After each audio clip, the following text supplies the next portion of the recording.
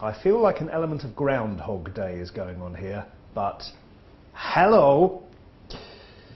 Anyway, I'm back. Now we've taken a look as much as we can. Obviously, if we try and do any major work on connection issues, that's it, class dead, because we need the class to keep moving, otherwise we run out of time. We've tried a couple of things. We've agreed internally now, I am going to carry on with this class, whatever happens, until we get where we need to get to. If it freezes, it cuts out or whatever, try and stick with it, but worst case scenario, we have recordings. And just in case anyone's nervous, this is the third time I've done this today, and the first two are all fine. So it's just something happening this evening maybe, I don't know. So we're going to go for it. Here's what we're going to do. So please bear with me and let's see how we get on. So the place that I had got to was talking about coming up with audit tests or audit evidence, reminding you about Friday that one way to come up with tests is simply to check every fact in the little mini scenario that you're presented with. Even if you're not sure why you're checking the fact, check it anyway. So, for example, on Friday, what did we see? The company made an announcement. Now, if you understand your provisions, IAS 37, you understand that an announcement can create a constructive obligation, thus meaning a provision is required, then you know why you have to check that an announcement happened and check the date, because that's the date the obligation is created. If you don't understand why, just inspect copy of announcement to confirm announcement took place on that date.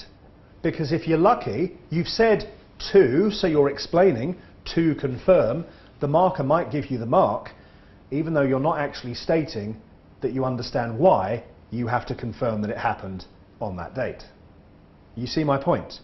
Check every fact in the scenario and you will typically get enough marks to pass, even if you don't really know why you've got to check the facts. Okay. Let us continue. So that is what we were doing on Friday, and then we were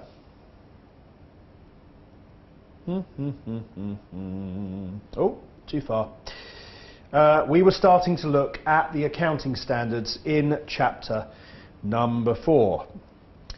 So, page 46, first one we looked at, end of Friday night, IAS 1. I think we're going to have to accept, everyone, that we're going to have connection problems with this class on this particular evening. As I said before, I'm just going to keep going. So, IAS 1, key accounting issue in here that we looked at was that companies must disclose any threats to their going concern status. Therefore, if that's the main accounting issue, auditors need to audit the company's going concern position. So, how do we know if a company is a going concern or not?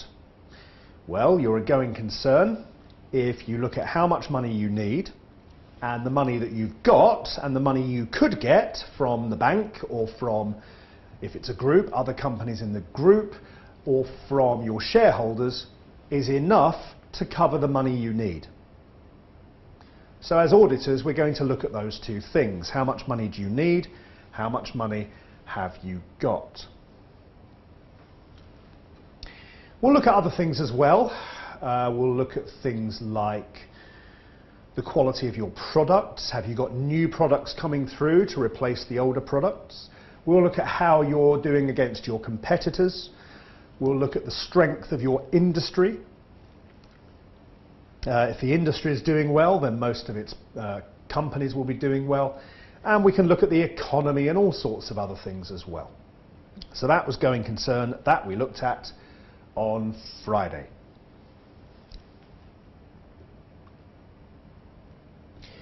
We then move on to IAS 2 and inventories. I'm just going to say this one more time. We know there is a connection problem. There is nothing we can do about it. We've restarted twice, and if it's not clearing it until tomorrow morning, we are stuck. So all I'm going to do is continue, so we've got the class in the bag and recorded for you, okay? There is nothing literally we can do. Inventory, nice, easy accounting standard. Of course, inventory should be recorded at the lower of cost or net realizable value.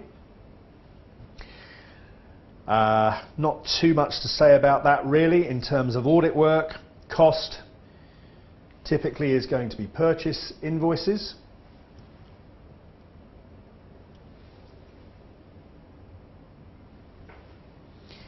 However, if your client is a manufacturer, then the cost of finished goods is going to include materials, labour, overheads.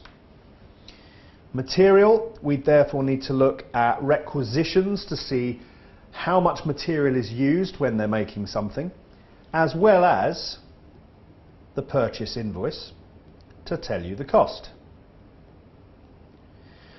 For labour costs, we need to look at timesheets,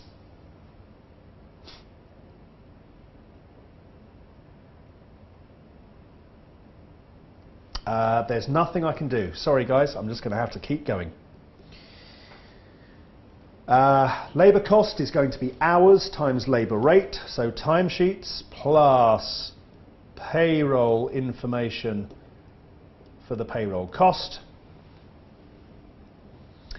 And then of course we'd also need overheads to be absorbed, so you'd need to take a look at the absorption method. Is it appropriate? Recalculate, etc. And net realizable value will be the other type of invoices, to look at how much they sold stuff for after the year end. What I hope is obvious is if they've still got items in stock long after the year end, and it's the sort of stuff that either becomes technically obsolete or goes off because it's like food, then clearly net realizable value is going to be affected. Oh dear. Next one is cash flow statements. Not very exciting. We saw it in a question on Friday. Cash flow statements are required for companies to produce. They have headings, of course. And what we saw in the question on Friday is probably the only thing I could see ever being tested about cash flow statements. There are various notes required. As we saw on Friday, the reconciliation of operating profit to cash flow from operations, indirect method, direct method, and if they choose a new method, prior year presentation needs to be changed as well. Just a reminder from Friday's question, if you are checking cash flows, a fairly obvious place to agree them to is the place where all the cash flows can be found, which is the cash book. Let's move on to something a bit more interesting. IAS 8, accounting policies.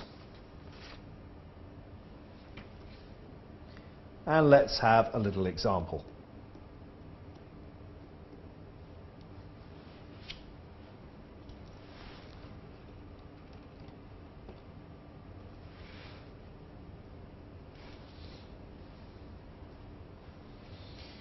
So, a little example.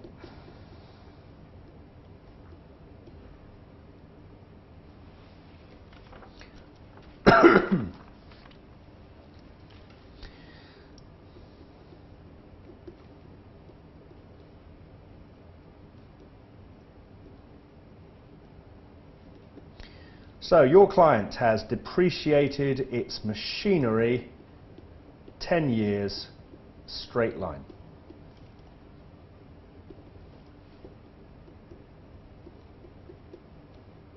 However, this year they have changed to 20% reducing balance. Sorry guys.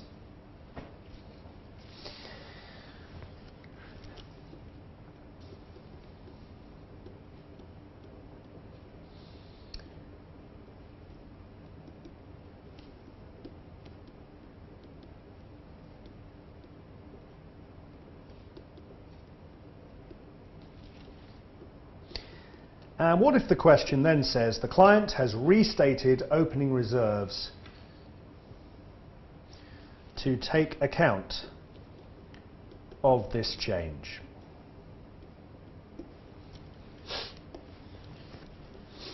Well, if you read that, the words restated opening reserves is telling you that your client has done something called a prior period adjustment.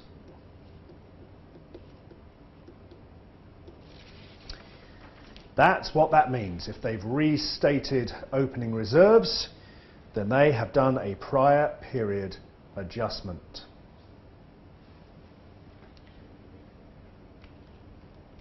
The question is, should they have done? Well, as the notes tell you, under IAS 8, you only do a prior period adjustment for one of two reasons: to correct a mistake last year,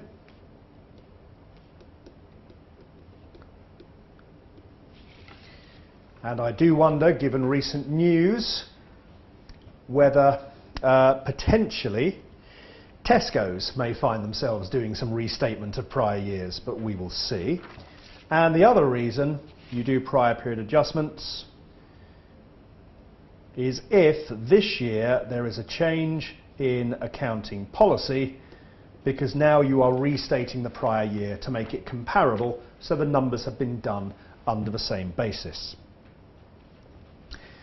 So that is why you do prior period adjustments.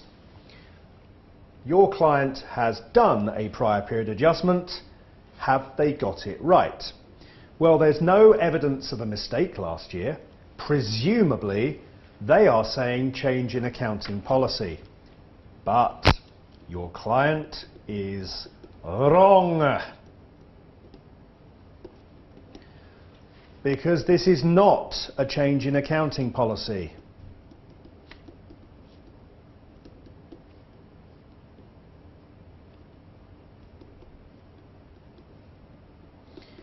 No, no, no, no, no. This is not. What we are seeing in this example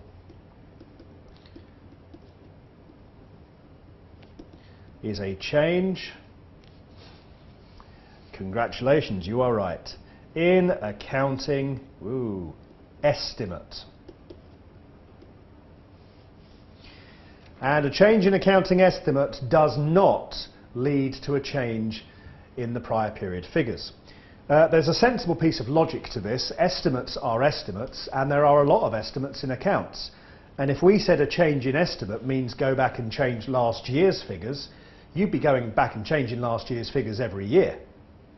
I mean, think about it. Provision for doubtful debts is never going to be perfect, is it? You'd have to keep going back and changing it. Every provision would have to be changed. Your estimate of the tax liability for most companies would have to be changed, because after long arguments with the tax authorities, most companies pay a different figure to what they guessed last year. So this is a change in accounting estimate. You do not go back and change the past. The correct answer should have been to simply apply the new 20% reducing balance method to the brought forward, in other words, the opening balance, the brought forward net book value, and just reduce it by 20%. Don't go back and change the past. So there we go. IAS 8 is about accounting policies. They must all be disclosed. But the interesting examinable bit is when companies go back and change the past when they should not have done. And a lot of companies love going back and changing the past. Their logic is they don't want to change this year's numbers if it's bad. They'd rather hide it in the past because then this year's profit gets protected. So any prior period adjustment, go look at the reason why they're doing it and make sure it is one. Fantastic. Back to the class notes we go. IAS 10. Now, of course, we saw this on Friday. And because we saw this on Friday, I am not going to spend too long looking at it now. In fact, at the end of tonight's class, we're going to end up seeing it briefly again. Anything that happens after the accounting year has finished might give evidence about the company's true year-end position, and if it does, it's an adjusting event. If it doesn't, then it's a non-adjusting event. But if it doesn't, but it's really significant, the company should disclose it. Okay? A little extra point in the notes, which is when companies assess their going concern position, they are assessing it looking forward, and so when things happen after the end of the year, they are likely to be taken into account in the going concern assumption, even if they are non-adjusting events. Okay. Audit work is impossible to say, because the audit work on an event after the reporting period is going to depend on what the event is, and it could be anything. But one thing we should certainly do is check the date when the event happened. As we saw on Friday, with some things, if the event happens 3 seconds before the year end, it's going to affect the accounts. If it happens 3 seconds after the year end, it won't. So check the date.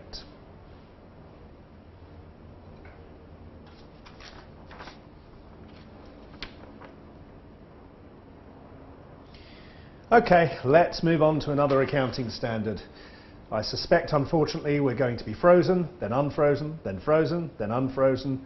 Sometimes connections are like that, I'm afraid. It's the joy of technology.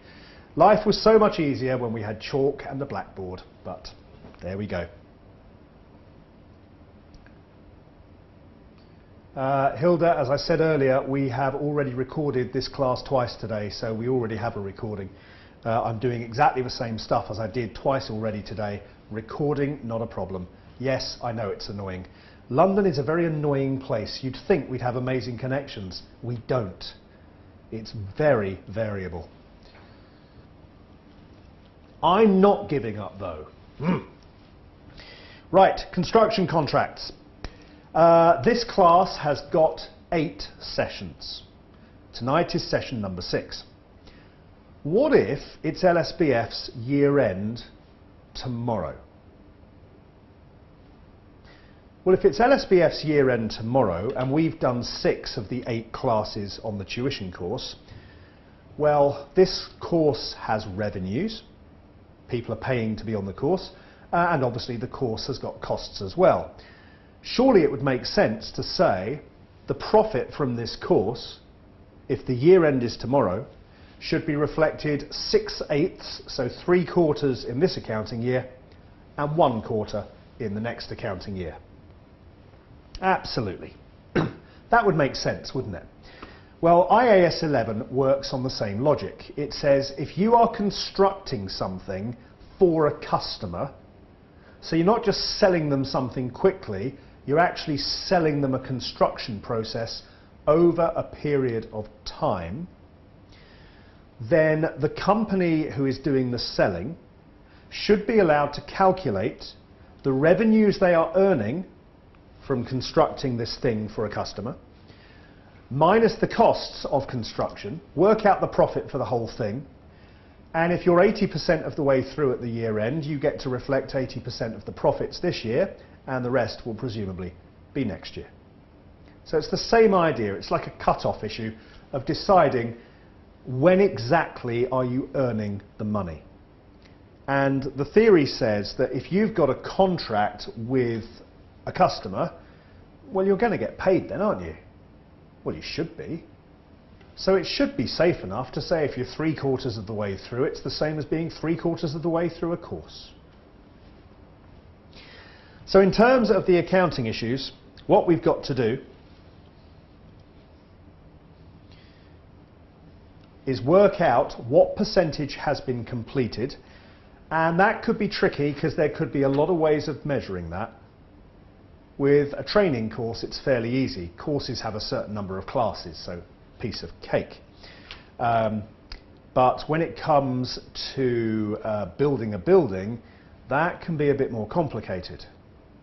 I mean, if you think about it, a lot of the costs will happen at the beginning when the company buys the materials, whereas the revenue might all happen at the end, so it can get a bit tricky.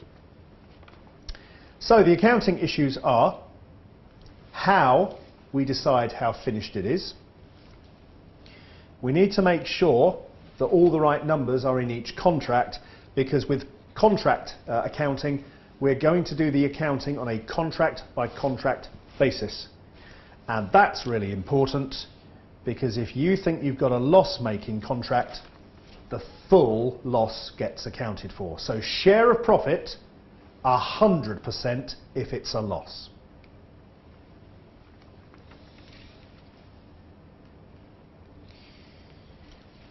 In terms of the audit work, well, we're going to have to read the contract document, partly to prove that there is a contract, but also to agree how much money the company are likely to get paid. One other thing we need to look at here is going to be penalty clauses.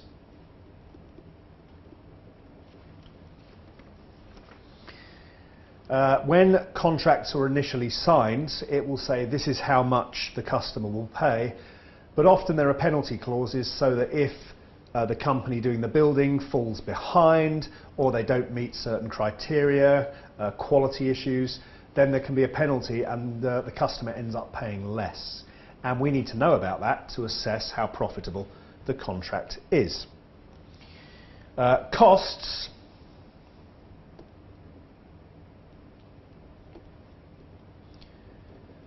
Well, those probably won't be in the contract because the costs are not really anything to do with the customer. That's down to your client. So we'll need to look at the forecast, see how much they're expecting this contract to cost, see if it looks reasonable, have all the costs you'd expect to be in there been included. And the other thing we can do with the costs is look post-year end and see if the actual spending on this contract is matching up to the forecasts, budgets, estimates that we've been looking at. In terms of loss-making contracts, because companies have to recognise the entire loss, they might decide to try and hide a loss-making contract by transferring costs out of a loss-making contract and pretending they belong to another contract. So any transfers between contract A and contract B, investigate, find out why. Could be perfectly reasonable, it could be there was a mistake in the initial accounting, but just make sure you know why numbers are being transferred out. And then the big one, IAS 37.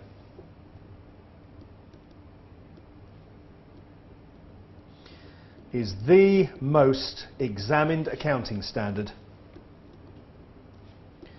on the P7 exam. Now, in many ways, that's good news because it's not the hardest accounting standard in the world.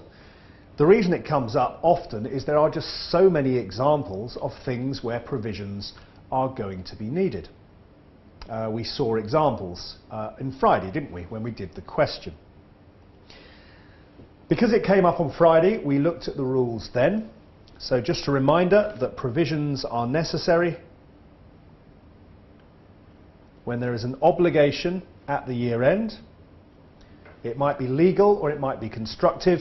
And just a reminder from Friday that constructive are often caused by companies making announcements, thus indicating to people that they are expecting to do something. So if you have got an obligation existing by the time the accounting year ends, some sort of payment is probable and we can estimate it, then a provision is required, resulting in a liability in the accounts. As the notes say, typically it's credit provision, debit expenses, so it will affect your profits, but there's at least one example coming up shortly where that is not what happens. If the obligation might result in a payment rather than it's likely, if it might happen, so less likelihood, then we've got something called a contingent liability, and that is just disclosed. No debits and credits, just a written explanation. Likewise, if you have a probable inflow, so a likely inflow, a good example of that would be something like an insurance claim, where the company has claimed on its insurance, the policy suggests you're likely to get paid, but there's no guarantees from the insurance company yet. Well, if you're probably going to get the money, it is too dangerous to call that an asset, so instead just disclose it, and then when you get confirmation, then you can call it an asset. Some examples. Legal cases, of course, which if you expect to lose, if you've broken the law, as we saw in a previous class, ISA 250. Breaches of contract with staff, suppliers, customers, all of those are likely to result in payments. And if there's one difficult issue with these all appear to be one-off situations, making it difficult to compare with the prior year. If a company is selling its products under warranty, in other words, a guarantee, typically a guarantee to do things like repair costs, well, that should be a little easier to audit, because if they're guaranteeing their products this year, they're probably guaranteed them last year as well. So that should be possible to compare with the prior year. Now, none of those provisions are desperately difficult. In terms of testing those, if you do think it's a provision likely to repeat year on year, the obvious thing to do is go back and compare last year's provision to what actually happened and see if last year's guess was about right. If it is about right, it suggests that their guessing technique is pretty good, and if the technique worked last year, maybe the technique will work this year. If it's legal, talk to the company's lawyers, so things like court cases. If it looks like they've breached a contract, read the contract, etc., etc. And if there is a calculation, recalculate it. Well, that's all fine, of course. So if any of those types of provision come up, it shouldn't be that difficult. Also, as we saw in the question from Friday, don't forget that if it's a provision for something which is likely to be spent pretty quickly after the year end, take a look at the post-year end payment, because if they've already spent it, compare the amount they spent to the provision, and that will tell you if the year end provision was about right. Right. But you may have noticed I missed one out at the end. Decommissioning provisions are far more complicated. Let's have a little look at an example.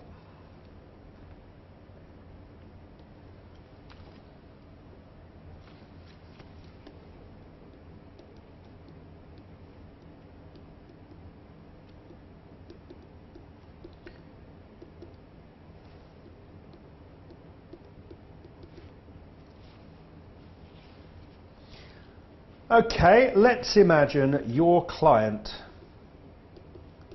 is an oil company.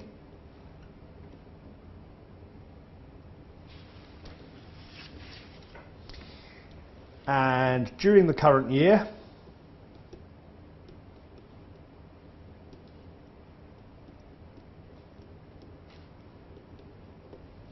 they've built an oil platform in the sea, and it's cost them $36 million. However, they also have a legal obligation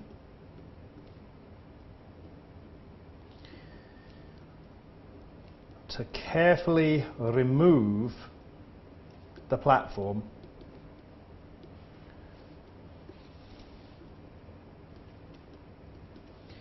at the end of its useful economic life, and we'll assume that's 20 years, and let's assume that the estimated cost of this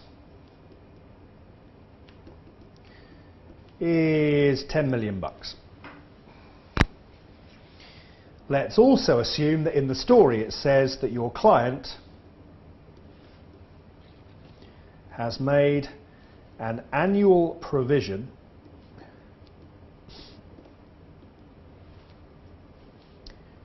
of $0.5 million, which has been expensed in the profit or loss. Okay, so that's what they have done.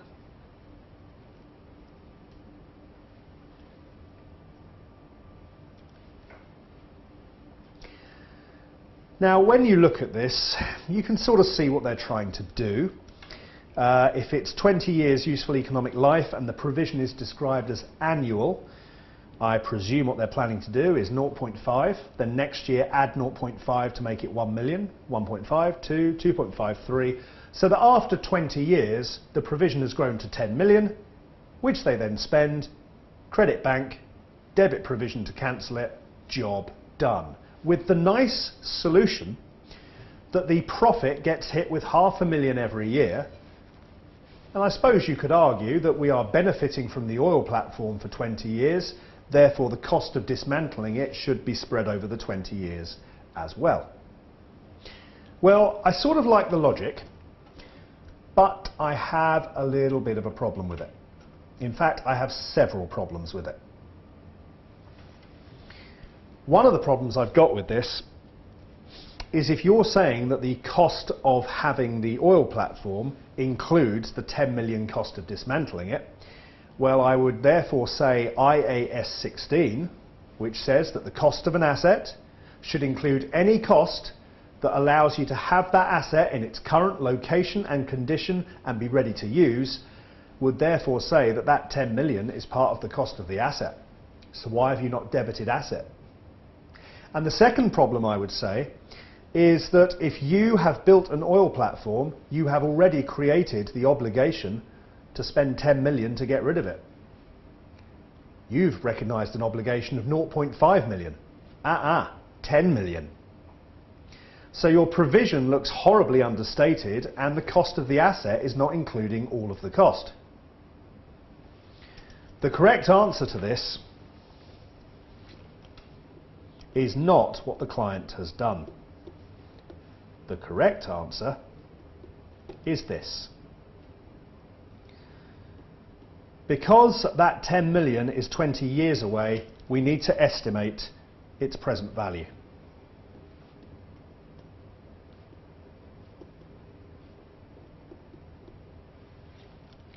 Very simply, 10 million in 20 years is not the same as 10 million now.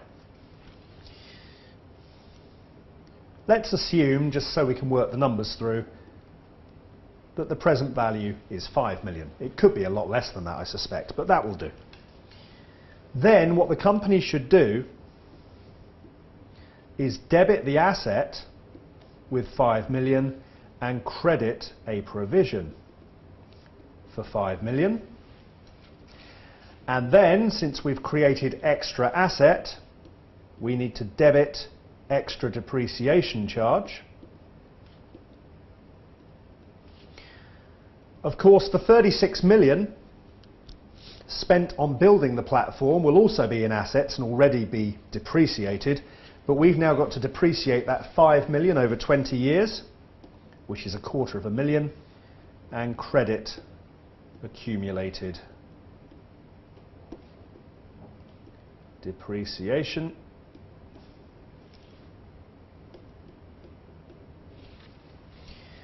And there we go.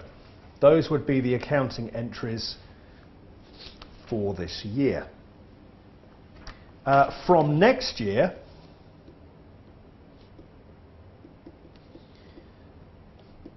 you'll carry on depreciating the asset, but the provision is going to have to grow, because next year it will be 19 years away instead of 20, so the present value will creep up. This is known as unwinding the discount.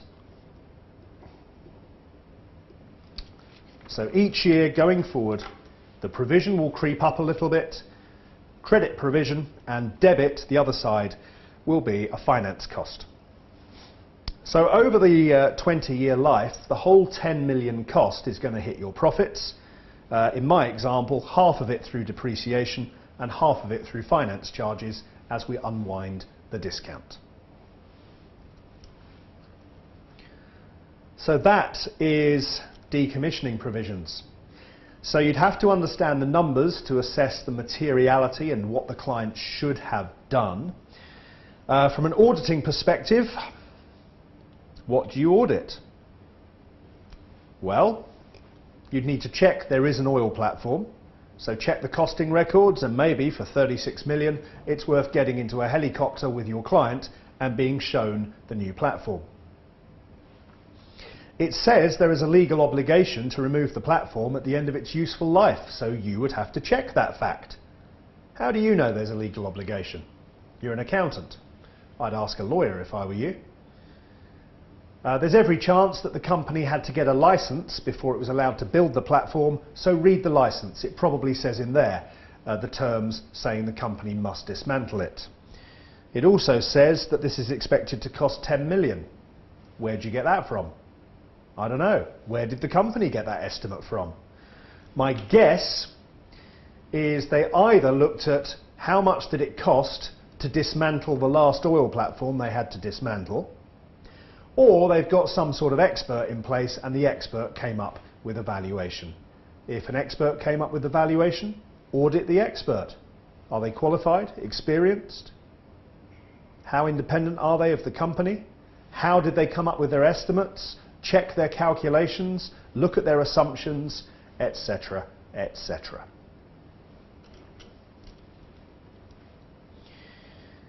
Okay, so that was provisions. Back we go to the class notes. And on to the next one, which is goodwill. Now, I am well aware that goodwill is not something which most students enjoy. It used to be relatively straightforward, but the calculations now on F7, and more importantly on P2, are not very much fun. The good news is that the P7 examiner is not going to head in that nasty direction. However, she does expect you to understand two issues. How is depreciation initially calculated in basic form? And secondly, did I just say depreciation? How is goodwill calculated? And secondly, impairment issues. Let's start with the basic calculation.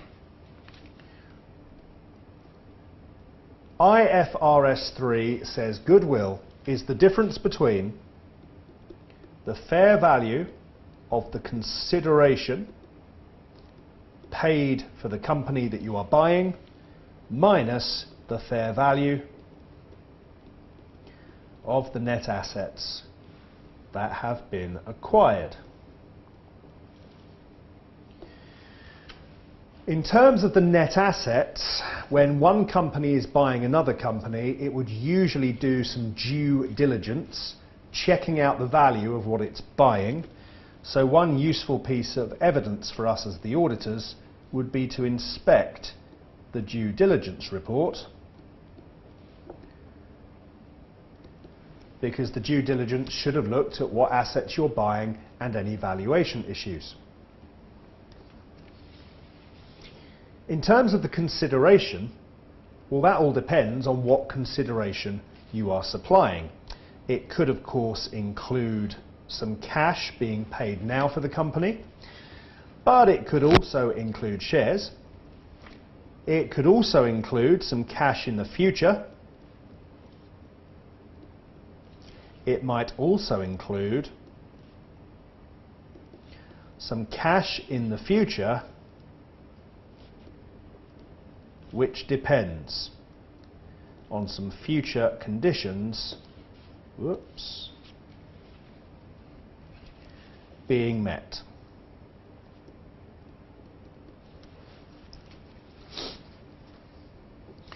So, good example of that, when when a football club buys a footballer, they will often agree a fee and agree that they'll pay a bit more in the future if that footballer scores 20 goals this season, if the footballer, I don't know, gets selected for the England football team, and things like that. In terms of the audit work on this, well, cash paid now should be fairly easy, because if it's already been paid, why not just check the bank statements and the cash book?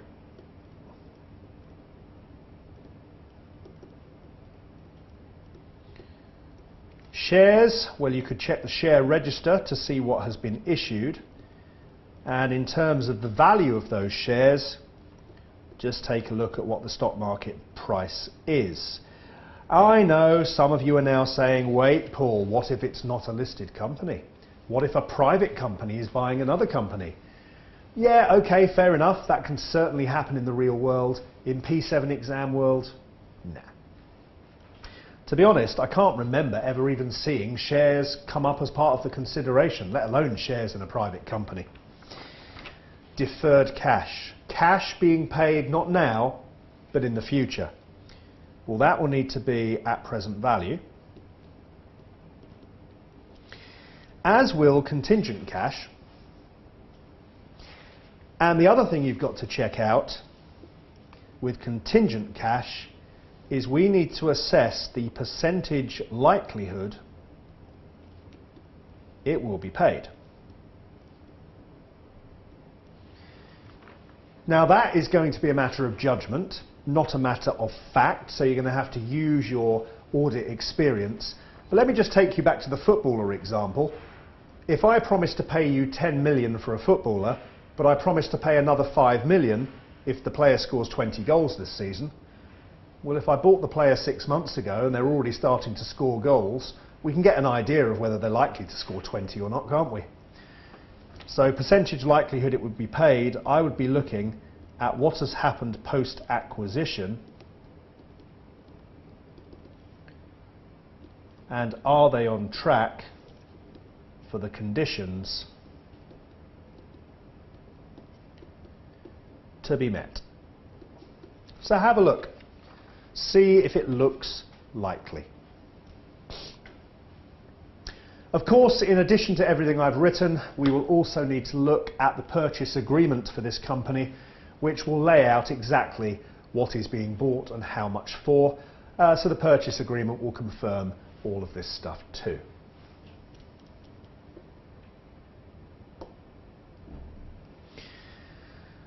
So that is the initial calculation, and that is coming up here. As it says in the notes, most likely to be seen where there's been an acquisition. So if we get a groups question, and we'll be looking at groups in our next class, not tonight, if we get a groups question, we'll take a look at what we would then do. Goodwill is not amortized. Most intangible assets, of course, are, but goodwill, no. Instead, annual impairment checks. How would you know if goodwill's been impaired?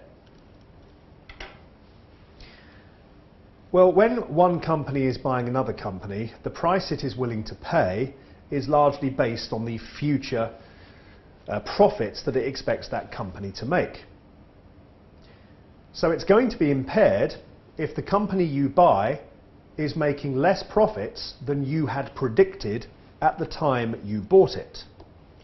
So any fall in performance, it doesn't have to be loss-making.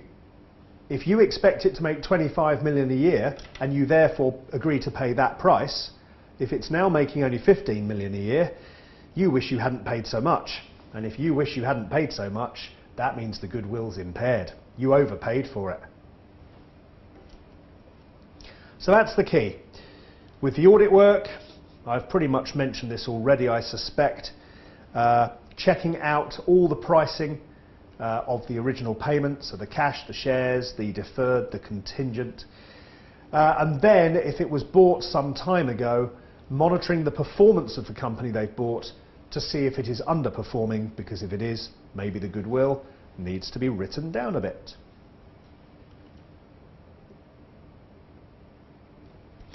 Talking of intangible assets, development costs. Now we'll be looking at the other intangibles in the notes shortly, but before we get to those, development costs are a little bit different. As we saw on Friday, it is usually the case that an internally generated intangible is just expenses. No asset is created. However, if you are developing a new product, then presumably you'll sell it and that will generate future profits. The argument, therefore, is that if you're going to generate future profits, the costs of the development should really be matched against those future profits. So as long as there is some reliable evidence that a product is going to happen and is going to sell enough to make your money back, then the money you're investing in development can be capitalized, and then you release it, you amortize it to match the future sales pattern. So that is how it works. So as an auditor, all we need to do is check to make sure they are likely to finish and they are likely to sell. Now we've already seen an exam question where we were very nervous that the company, you may remember Medix, big risk question we did, there was some concern about whether the new laser technology they were developing would be finished. The reason being, we didn't think they had the money to finish it. So as an auditor, I will check the budget for the development project and see how much money the company's got to see if I think they'll ever finish. Sometimes there are legal barriers. So in terms of, again, the medical company, they weren't allowed to use the product unless they had a license. Sometimes you may have to get proof that your product is not breaching anyone else's patents. Third issue. Interesting news about a week ago. Apparently Microsoft is about to bring out a new version of Windows. We've currently got Windows 8. Don't know about you, but I think Windows 8 is horrible. And what's interesting is that Microsoft have announced not Windows 9, but Windows 10. I suspect this is just marketing and they're trying to look a bit cool and nifty and, oh yeah, well, we're going to bypass Windows 9. But let's just have a little what if. What if Microsoft have been spending millions developing Windows 9 and they then set another team off and said, right, you can see what we're doing with Windows 9. Now you take Windows 9 and let's see if we can do something even better for the future, which we'll call Windows 10. But the Windows 10 team are doing such a good job, and the Windows 9 team are not doing such a good job, that maybe the board of Microsoft has decided that Windows 9 will never be sold, and they'll jump straight from product 8 to product 10. Now, I don't know if that's true. I'm making this up. But if that's the case, presumably the board have decided not to carry on developing Windows 9, and if the board does not intend to finish the development, it won't get finished. So any Windows 9 development costs should be written off. The final thing we've got to look at, are they developing something which is actually physically possible? If your client is pharmaceuticals and they say, oh, we're developing a new drug, it cures death. Really? How would we ever be able to prove that? Do we have to wait around for infinity to see if someone never dies? I'm not sure there is a cure to death, realistically. And if there's no guarantee that the product can ever work, then obviously it will never get sold.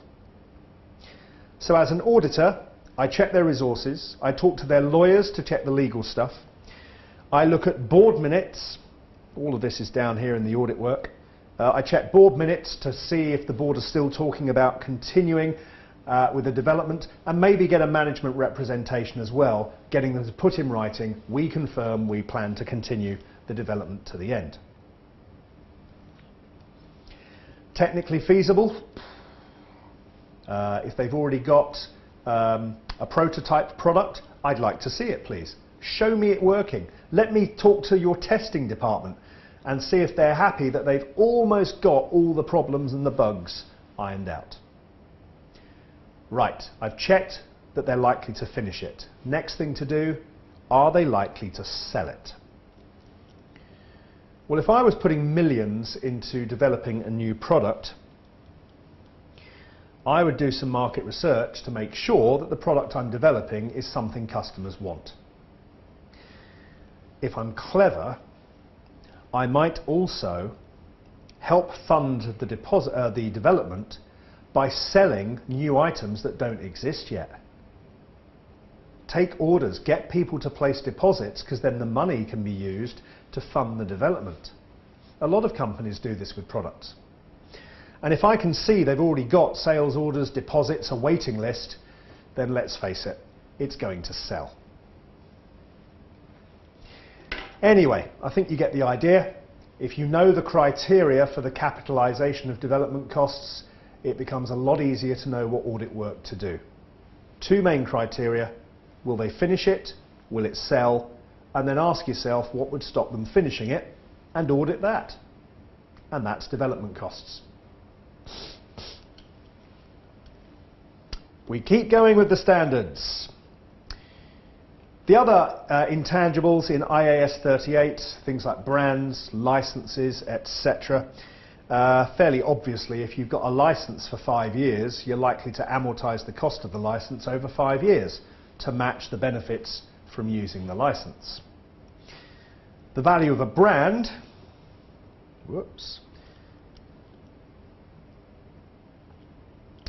is surely going to be the revenues that the brand generates. So the cost of a brand, capitalize it if you've purchased it, and then amortize it over the sales pattern, the sales timeline of the product.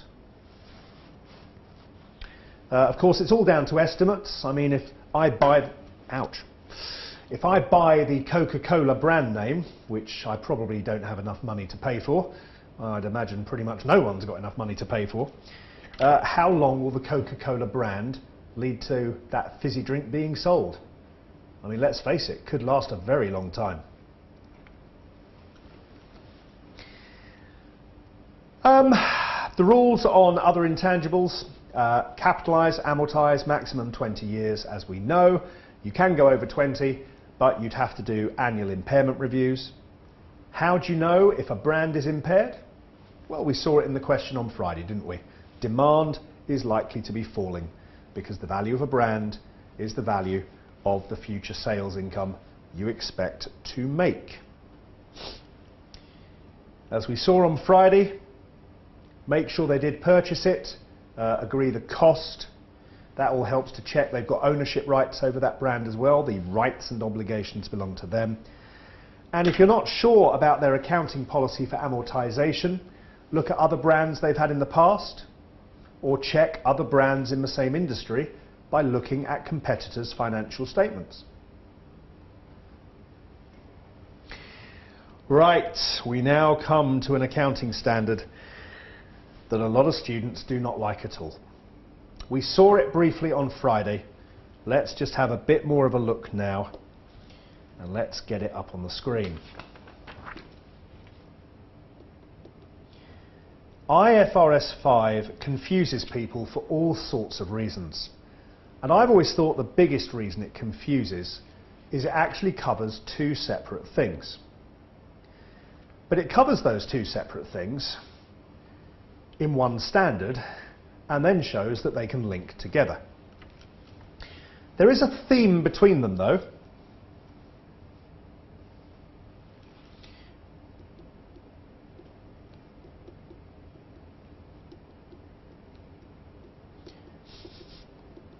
Let's start with assets held for sale. In accounting terms, this is all about disclosure. If you've got assets held for sale, they have to be separately disclosed in the statement of financial position. So any assets you've got which qualify as being called held for sale are disclosed separately from the other tangible non-current assets you've got. In addition to that,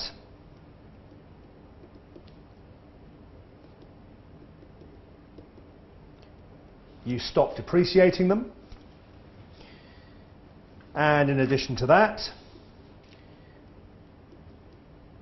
if you expect the sales proceeds to be less than the carrying value in the books, then you have to do an impairment and write the value down.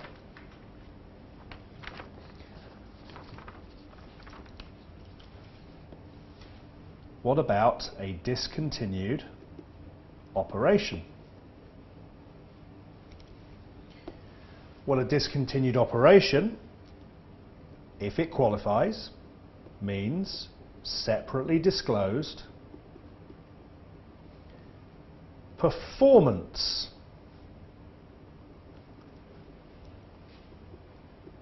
of this operation, division, whatever, in the statement of profit or loss. So in both cases, the key issue is disclosure. One of them is about statement of financial position, one of them is about the statement of profit or loss.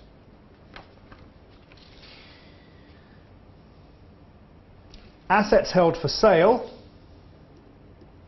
are going to be called held for sale if you are genuinely trying to sell them.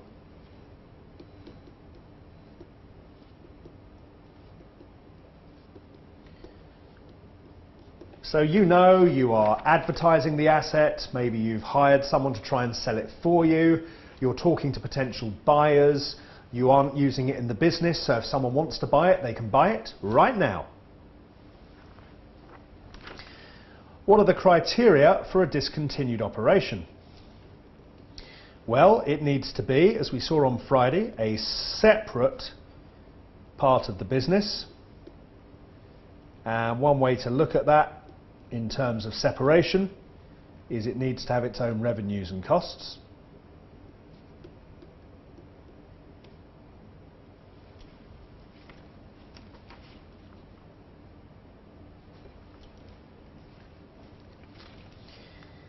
And also it needs to have been closed or sold before the year end, or, and here is the link, held for sale at the year end. What do we mean by held for sale? Of course, actively trying to sell it.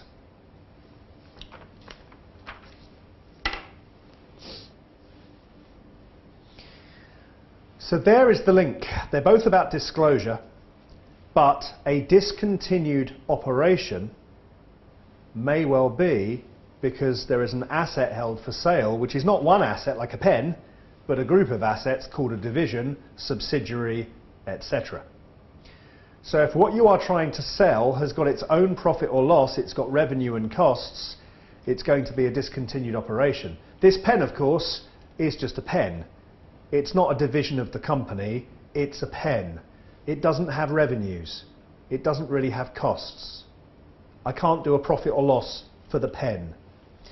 The only way this pen will become part of a discontinued operation is if we decided maybe to stop running online courses, because then the pen is part of the whole group of assets around me, the cameras, the lights, the TVs and stuff, which would become part of that exercise.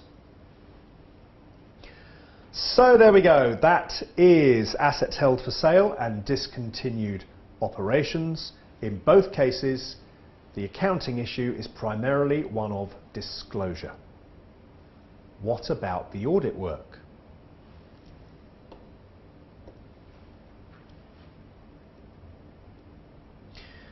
Well, if the company has got rid of something during the year, so it's been disposed of, check the sale agreement, check the proceeds, make sure it has gone.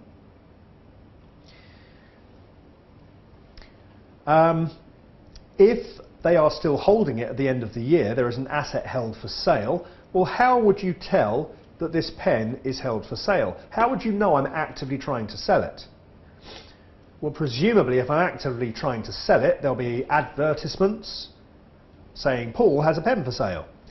Maybe I've gone to a pen agent, an agent who handles the sales of pens for other people, who is trying to place this pen with potential customers. Maybe I have got communication with potential buyers of the pen who have been sending me offers, asking about the pen. And maybe by the time you come and do the audit after the year end, the pen has been sold. And if I sell a pen today, that is evidence that I was trying to sell it yesterday and the day before. So the fact they've sold it would be evidence. Anyway, that is IFRS 5. If they have closed something in particular, check the date they closed it. I think this isn't in the notes actually, and we should add it.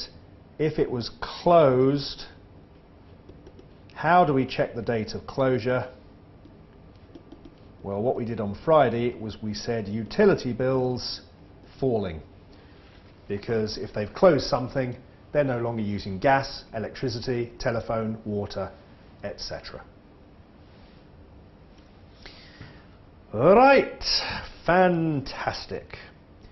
What have we got next? Impairment. Now, I think the biggest issue with impairment on the exam is that unlike other subjects, your examiner will probably not tell you something's impaired. They'll just be clues. And the clues for impairment are typically a fall in performance. If you buy a subsidiary and it's underperforming, the goodwill is probably impaired. If you buy brand names and they're not selling as much, the brand is impaired. But equally, if you've got assets and you're simply not using them as often as you did, their value to the business is probably reduced. You could argue that if we do fewer classes in this studio, then the value of this pen to the business is reduced. If we're teaching in this classroom 7 days a week, that is a very valuable pen because it's generating or helping to generate a lot of revenue. So the key for impairment is simply to look for clues, typically underperforming. Board minutes would sometimes tell you that part of the business has a problem, but also on a smaller scale, individual assets which are damaged, they're no longer being used because there's a problem with them, would also give you evidence. Sorry, it's full of cold still. Would give you evidence that the asset value is reduced. Not going to do too many more standards. We'll keep going a bit further though. Government grants, accounting standard number 20. The grant does not have to come from government, by the way. The grant can come from anyone. If someone gives your company money, it normally has strings attached.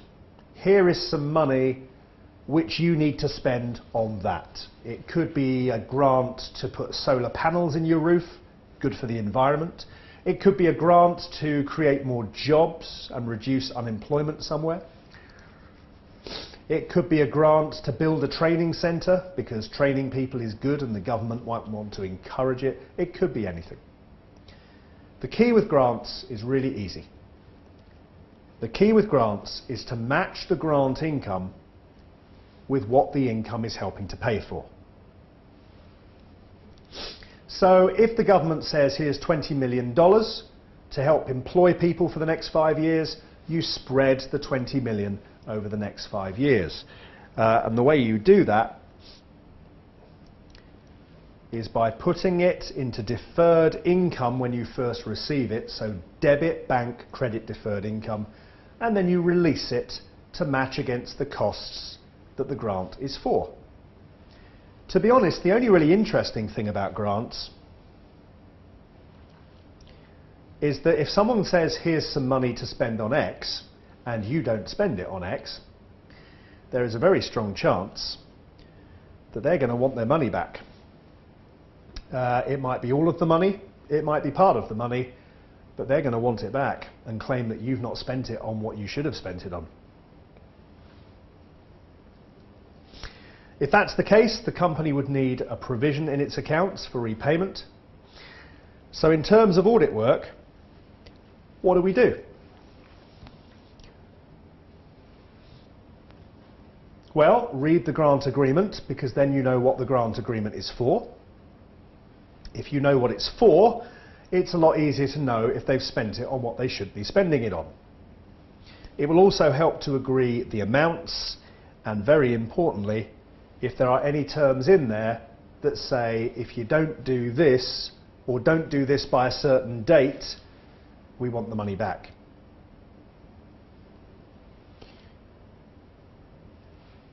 Check they have received the amount you're expecting to receive as per the agreement. Board minutes might help you to identify if the company is breaching the terms of the grant. Recalculate the release to make sure they are spreading it accurately. It's just emptying deferred income is a bit like depreciation in reverse. Now you're spreading income instead of cost. And one thing I would add to the bottom of this, I would inspect any communication between your client and the grant provider for any evidence of problems.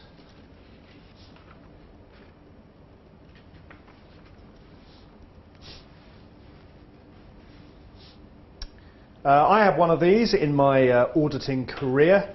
I actually did a grant audit. What's that?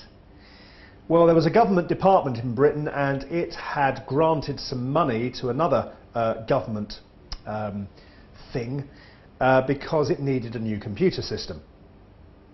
And after the money had been granted, 3 months later, my firm was hired by the government department to go and make sure the money had been spent properly.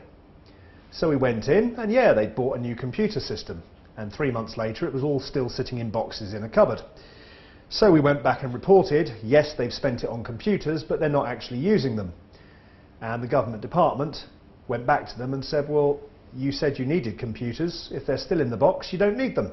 So give us the money back. Nice. You see, it said in the terms and conditions, not only must they buy the computers within a specific time frame, but they must actually have them up and running and be using them. And they weren't.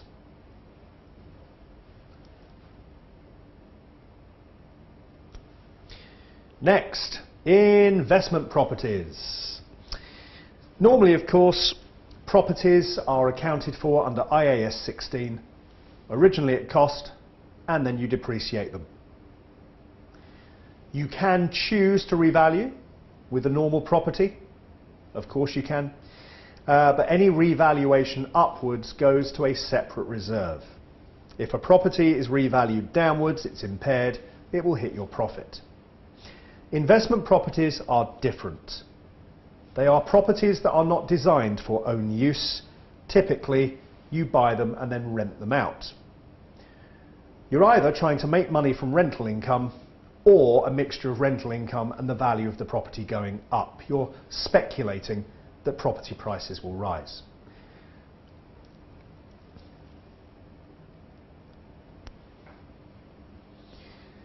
Now, investment properties, IAS 40, you are actually allowed to treat them just like property and account for them at cost and depreciate them.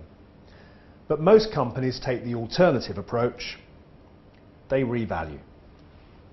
And if you are going to revalue, you don't depreciate, and any gains or losses are going to go to profit or loss. So revaluation surpluses go straight to your profits. The argument here is fairly straightforward. The argument is, if you're using these assets purely for speculation, then at any point you could choose to sell it and take your gain. So the gain is very easy for you to realise. Assets that are not investment property, whose value has gone up, the chances are you're not going to realise that gain because you need the asset in your business. So you're not going to sell it. Investments can be sold tomorrow if you want. Now, there's lots of interesting little bits and pieces with investment properties. For example, within a group, if subsidiary A buys a property for investment and then rents it out to subsidiary B in the same group, then subsidiary A has an investment property. It's not using it, it's rented it out to someone else. Don't depreciate. But the group has got property because the group has a building and the group is in the building.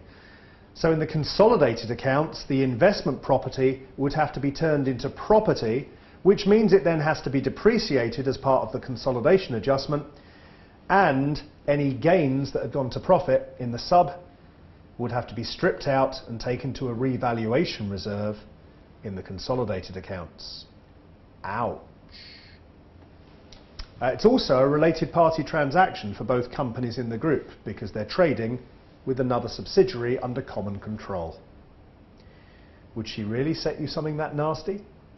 Well, I've not seen it, but she could do. If investment properties comes up, please don't forget that an investment property is still a property, and most tests you do on a normal property work on investment properties as well. Check the purchase agreement to prove how much they paid for it. Check the ownership documents, the title deeds, to make sure it does belong to them. Inspect it, prove it exists. Except now, when you inspect it, you need to make sure that your client is not using the office building for their own use. There needs to be someone else inside the building. They are likely to be valuing it, so check the valuation document and check that the person who did the valuation is the expert that your client claims they are.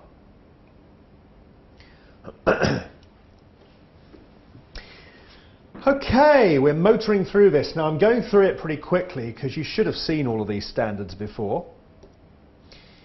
We now move on to leases.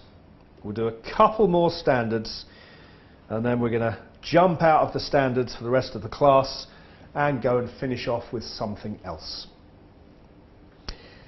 Leases, of course, there are two types. There is the finance lease and there is the operating lease.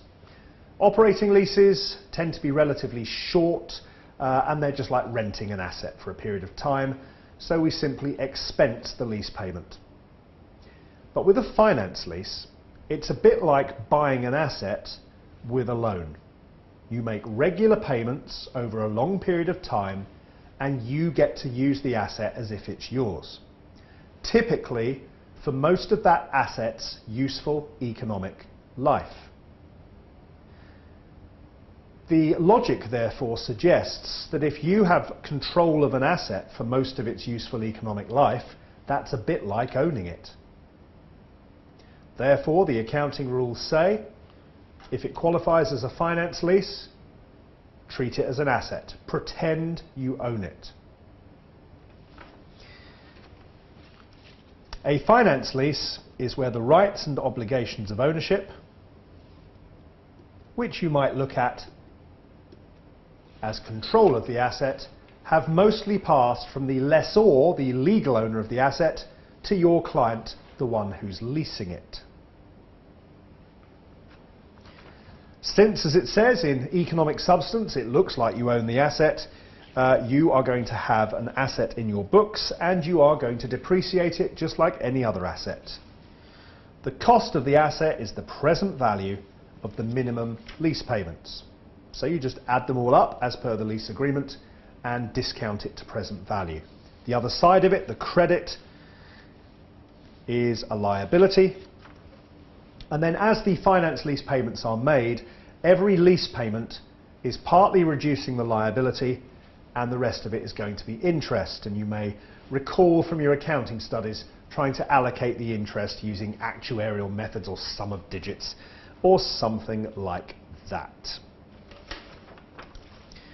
Bear in mind that the liability, if the lease is longer than a year, then you're going to be making some payments in less than 12 months and some more, so it has to be split as two liabilities.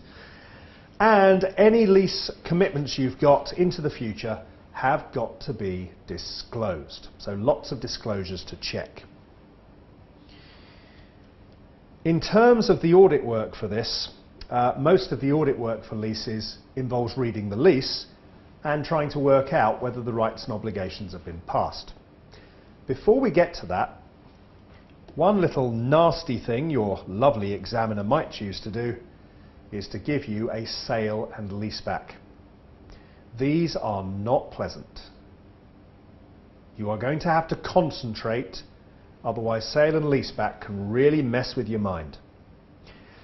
We haven't had this come up often, but it did come up 2 or 3 sittings ago. An optional question, so you could have avoided it. And the key with a sale and leaseback is when the company sells the asset and then leases it straight back again so they can keep using it, what type of lease is it? If it's an operating lease, then when I sell the asset, I will record a gain or loss on disposal and take the asset out of my books. And then I'll just pay rent. The asset's gone. The difficulty is a finance leaseback, because if I own an asset, then it's in my books. If I legally sell it, but then I do a finance lease so I continue using it, well, a finance lease is in my books. Well, if it's in the books beforehand and it needs to be in the books afterwards, one is tempted to say, leave it in the books. So that's what you do. You sell an asset, presumably to generate finance because you're short of cash. You lease it straight back because you don't want the asset to go, you need to keep using it. The proceeds of the sale credit liability, debit bank. It becomes the lease liability. And then the finance lease payments will simply reduce that liability and there'll be interest as before. So, same basic audit work here. It's all about checking the lease, but if it says there's been a sale or leaseback, you've also got to audit the sale, check that legal ownership has passed to this other company, check the proceeds to the bank statements, etc. So far, annoying but not too bad. The tricky stuff is here. Now, I'm not going to get too involved in this, just give you the basics. But here's your basic problem. Let's imagine that we're doing a sale and operating leaseback. Okay? So there will be a gain or loss on disposal, and then there'll be lease rental payments. I've got an asset, it's worth 5 million on the open market. However, I'm short of cash. I need 10 million.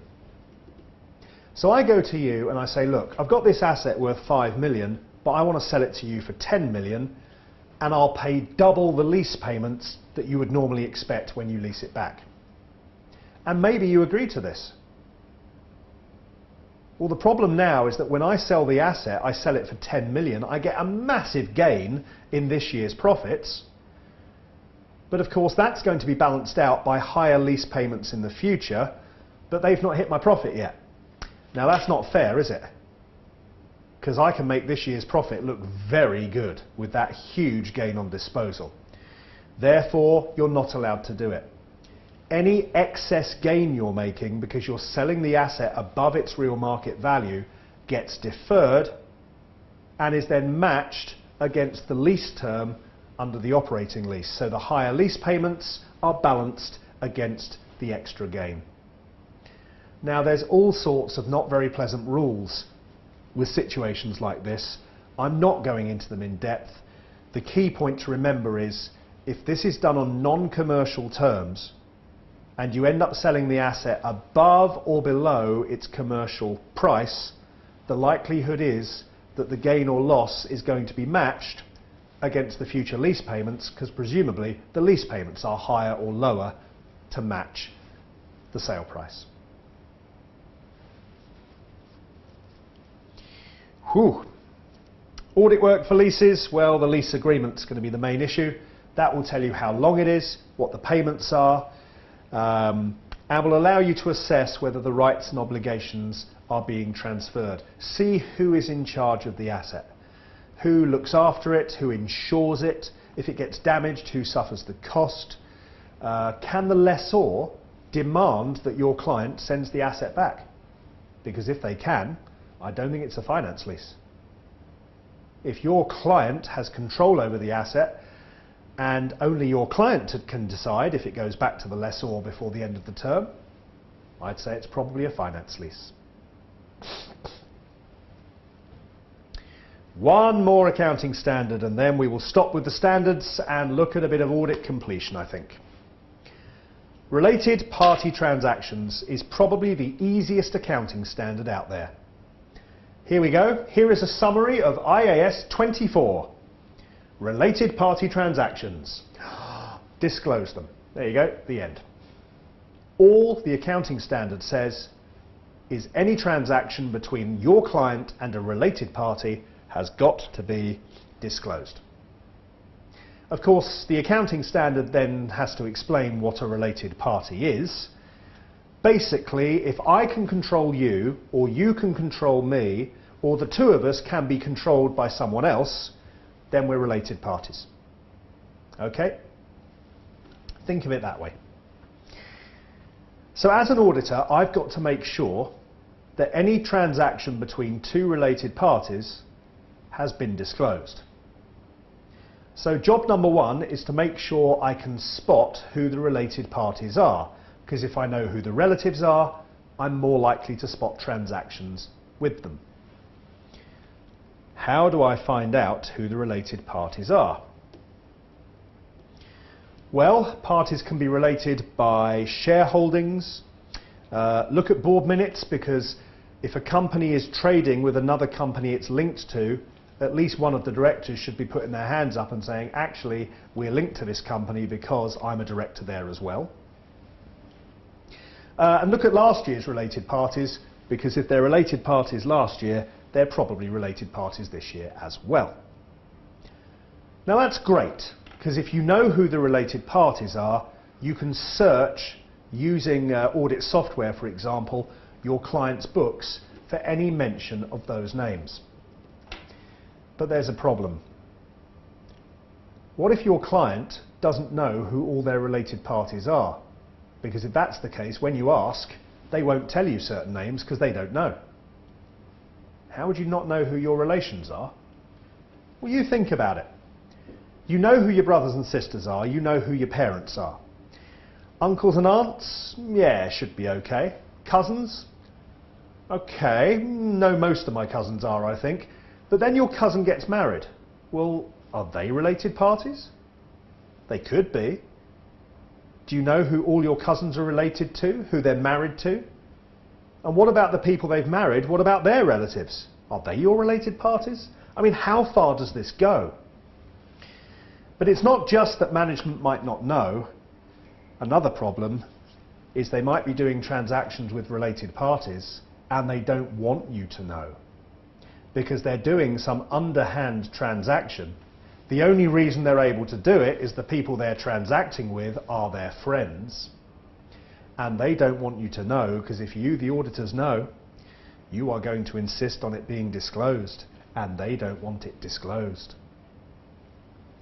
So if you don't know that someone's a related party, the other way of spotting related party transactions is the transaction itself.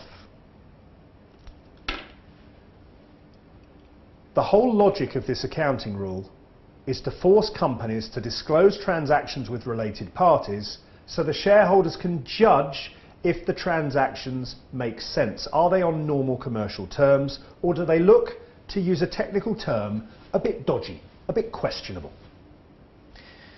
Well, one way to spot these nasty transactions is to look for dodgy, questionable transactions then. Things where your client is trading with another company and you're looking at it and going, why are they trading with them? It makes no sense. Maybe the timing is weird. Maybe the pricing is weird. Maybe something's weird. But if you're looking at a transaction between your client and someone else and you're thinking, I have no idea why this transaction is happening, have a look at who the other party is and see if there are any links to your client. I'm not sure how much good it does,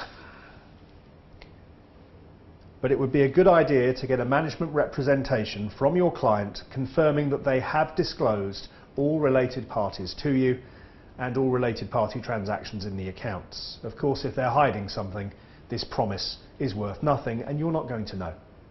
But it's some evidence at least.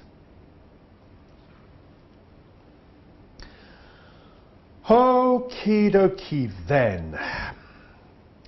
Well, that is related parties. I'm going to stop with the accounting standards, as I said earlier. We'll do the rest of them next week. What I'm going to do to finish off today is go towards the end of chapter 4, past the remaining accounting standards. And let's start looking at the completion phase of the audit. Page 68 of the class notes. The completion phase is quite a nice part of the course because all the standards that are in here, the audit standards, they are all F8 revision. Okay, let us begin with management representations, something we've just mentioned. So, AEIOU, E, Enquiry, DADA3, D, Directors. Often during an audit, we ask the directors of our client to confirm things in writing to us, and these are called management representations. Typically, we list all of these things out during the audit and get the client to sign them right at the end of the audit, so that at the time we sign our audit report, the directors, we hope, still believe that what they've confirmed is correct. You see, the problem is, if you get your client, for example, to confirm that they believe they're a going concern, that is true at the point they sign the letter. If you don't sign the audit report for another week afterwards, by the time you sign the audit report, maybe the client doesn't believe they're a going concern anymore. So get them to sign this stuff on the day you sign the audit report. That way you know that the director's opinions are still current. Typical things that go into this letter of representation. Any estimates, get directors to confirm it's the best estimate that they can come up with. Get them to confirm that all contingent liabilities have been disclosed to you, and I suppose, since we've just mentioned it, all related party transactions have been disclosed to you. The one I've not highlighted or underlined is a minor point. At the beginning of an audit, you get directors to confirm that they will supply all the evidence. At the end of the audit, get them to confirm that they did supply all of the evidence. And one important point down at the bottom. A management rep is never enough evidence on its own. It is useful additional evidence. It is never enough. So all management reps, you must get additional evidence to back up what management are telling you. If they refuse to sign it, by the way, that will affect the audit opinion because they're denying you audit evidence, and we'll be seeing that in our next class, class number 7, when we do audit reports. And finally tonight, ISA 560. Now this standard has got a little more teeth to it than management representations, and as a result comes up more often in questions. It is revision from F8, but it's not necessarily the easiest standard, so let's draw ourselves a little picture. So there is your client's year end. And after the year end, in come the auditors, and do their final audit. As the audit draws to a close, you sit down with the directors. The directors sign the financial statements, and once they have signed them, and not before, but normally about 10 seconds afterwards, the auditors sign the audit report. All good. At some point in the future, the company has an annual general meeting. The shareholders are presented with the accounts, and typically they say, yes, we agree. The accounts are officially adopted by the company and sent in to the authorities. In the UK, it's called Companies House. Well, that didn't look very complicated. Yeah, that's not. The complication arises here. What if, after you have signed the audit report, a mistake is discovered?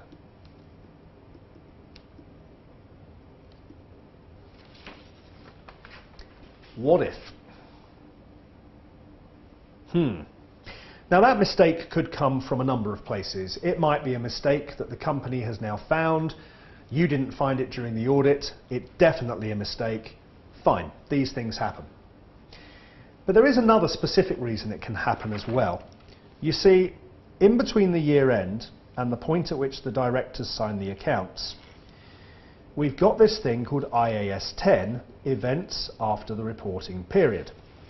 As we saw earlier on, sometimes these events can be adjusting, and sometimes these events are disclosable. The problem is that an event might have happened, but nobody might know the event has happened until some time afterwards, because news sometimes takes a while to travel. So because these adjusting and disclosable events are happening all the way up until just before you sign the accounts, sign your audit report, there's a danger that something happened 2 days before you sign the audit report, but you don't find out it happened until 2 weeks after you signed the audit report. So, because events after the reporting period, you might not know about them until too late, and because mistakes are sometimes discovered late, we have a situation. What are we going to do about this?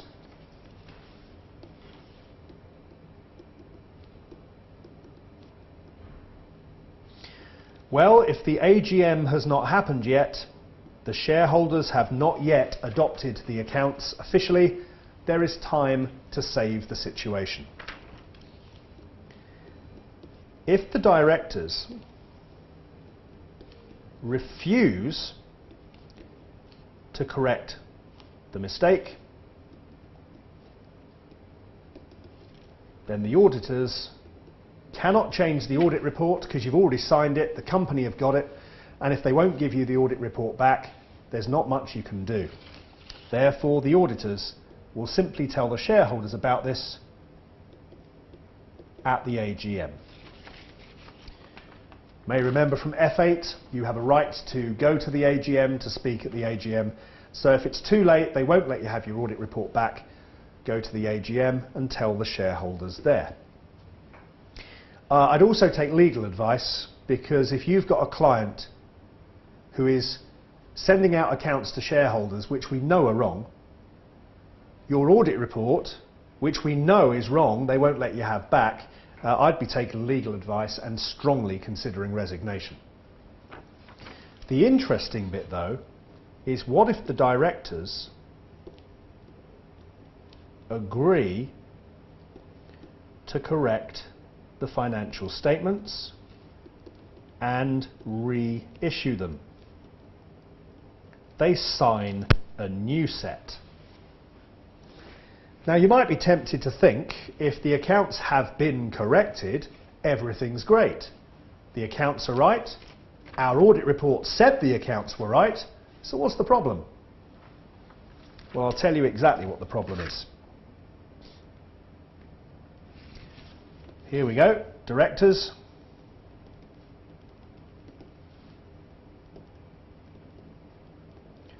Sign corrected financial statements.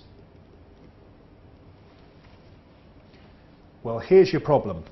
Number one, you need to check that they've done the correction right.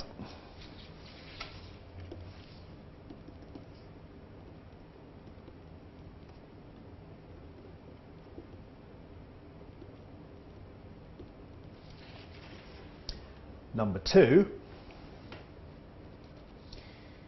remember those things called events after the reporting period? Remember how they are events between the year end and when the directors sign the accounts? Well, oh dear. Now they've signed the accounts all the way up here, and that means new EARPs. And you, my auditing friend, have not checked any of those, and those EARPs could be adjusting or could be disclosable. Therefore, you are going to extend your audit work and you are going to have a new audit report.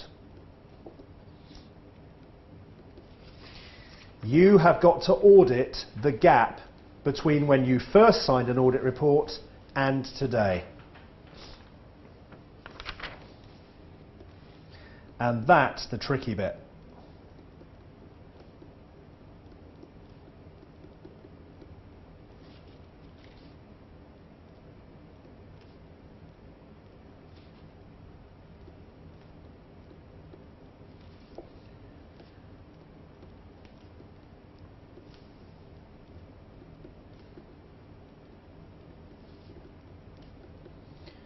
That's the bit to learn, that's the bit to remember. That is the fiddly bit. Okay, but that is ISA 560. Subsequent events, the auditor's responsibility does not completely stop when you sign the audit report, because if a mistake is made known to you after that date but before the AGM, as you can see, you've got to do something about it. Well, that never happens. Despite the disruption earlier, somehow I've managed to get to exactly the place I wanted at exactly 8:30. It's a miracle. Obviously I realised we'd had some disruption and slightly increased the pace of my conversation, and I guess the disruption means you are going to have been asking fewer questions because some of you have given up. Sorry about that. I hope we will get that sorted before next time, because generally speaking, I must admit, I think this has gone reasonably well technically. We had far more problems last term. It's one of the problems, of course, with doing live online classes is sometimes the connection is going to be a problem. But anyway, I hope most of you stuck it out, and even if you've not been talking, and even if the connection's not been perfect, I hope most of you got to at least see some of it. All things being recorded, so please do not be concerned. Watch out for another progress test question. There are 2 up at the moment. A 3rd one's going to appear hopefully tomorrow. So stuff for you to practice. And apart from that, I suppose what I should do, if there's anyone still out there watching, is say thank you very much, good evening, and I will see you in 1 week's time for class number 7. Do take a look at the remaining accounting standards that we've not looked at yet, so that when I go through them we can do so fairly quickly. It is of course knowledge you're meant to have from P2 and F7. I'm going through it just to help you out a bit. Okay, fantastic. Thank you very much. Good night.